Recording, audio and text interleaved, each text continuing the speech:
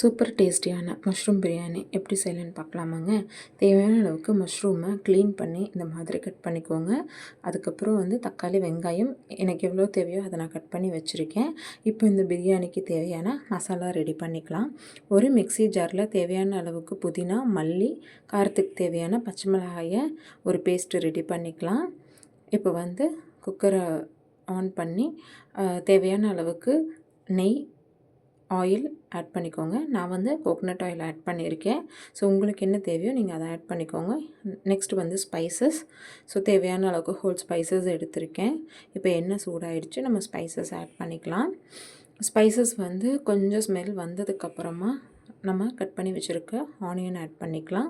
Onion golden brown ஆனதுக்கப்புறமா நம்ம cut பண்ணி வச்சுருக்க தக்காளி ஆட் பண்ணணும். இப்போ பார்த்திங்கன்னா சூப்பராக ஆனியன் குக் ஆகிடுச்சு. இப்போ நம்ம தக்காளி ஆட் பண்ணிக்கலாம்.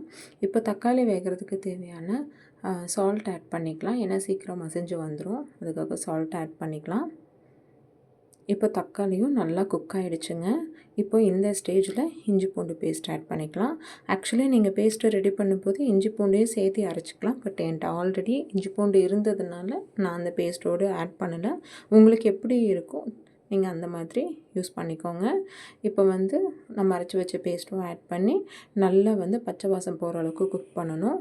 அதுக்கப்புறம் நம்ம கட் பண்ணி வச்சுருக்க மஷ்ரூம் இது கூட ஆட் பண்ணிக்கலாம். இதுக்கப்புறம் தேவையான மசாலா ஆட் பண்ணணும்.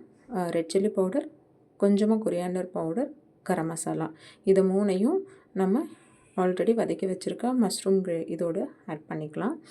இது நல்லா குக் ஆகட்டுங்க. பார்த்திங்கன்னா நல்லா குக் ஆனதுக்கப்புறம் கலரே நல்லா இந்த மாதிரி சேஞ்ச் ஆகிடும். ஸோ இந்த அளவுக்கு நம்ம பிரியாணிக்கு குக் பண்ணணும்.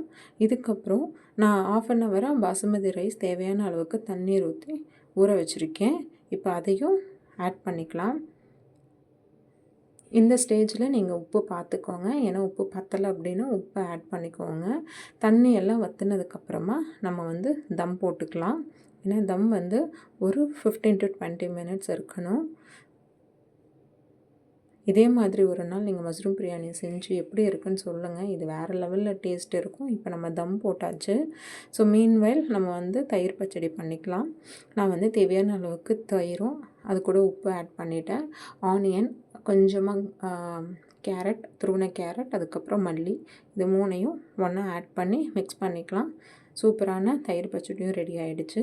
வாங்க இப்போ தம் போட்ட பிரியாணி எப்படி இருக்குன்னு சொல்லி நம்ம ஓப்பன் பண்ணி பார்க்கலாம்.